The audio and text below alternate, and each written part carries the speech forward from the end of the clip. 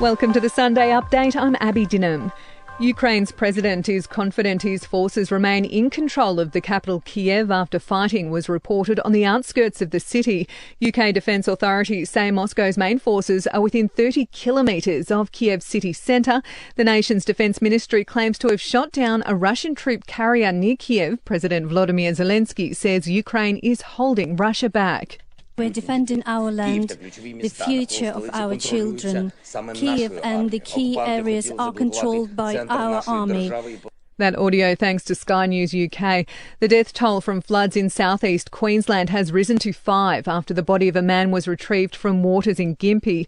Several areas remain under an emergency alert in flooding not seen in the region in over 20 years. Defence Minister Peter Dutton says requests for military assistance have been granted. Some of the rescues using the helicopters that they have at their disposal, so they've been able to provide that assistance to Queensland Police. Transport costs have skyrocketed across the country as fuel prices continue to surge. The Transport Affordability Index shows the average household is now spending around $400 a week on getting around. The NRMA's Peter Query says it's alarming. We know people are also using public transport less because of the pandemic, so people are having to drive more. In Victoria, a child has died after being struck by a vehicle in Ballarat, west of Melbourne. And in Sydney, a 17-year-old boy has been charged with stabbing a 21-year-old man, leaving the victim in a serious but stable condition.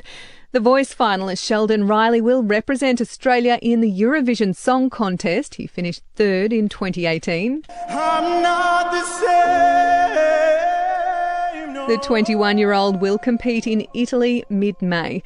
To sport, the Russian invasion has left its mark on world sport. The country's F1 Grand Prix has been cancelled. The UEFA Champions League final shifted from St. Petersburg to Paris. And Russian tennis star Andrei Rublev has written "No war, please" on the camera after a win in Dubai. In these moments, you realize that my match is not important. So it's not about my match, how it affects me, because what's happening is much more terrible.